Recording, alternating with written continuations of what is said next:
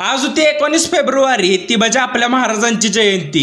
पोरं सकाळ सकाळी गोळा झाली होती कारण आपल्याला सज्जनगड गाठायचा होता आणि जाताना तेवढं खतरनाक मध्ये घोषणा दिल्या आणि आपला प्रवास चालू केला. जाताना शेवटच गारठा लागत होता, त्याच्यामुळे पोचल्या एनर्जी ड्रिंक म्हणजे चहा घेतला आणि पायऱ्यांवरनं सुरुवात केली गडाव जायला. आता एक किरकोळ मध्ये व्हिडिओ घेतलाय, तेवढा बघा.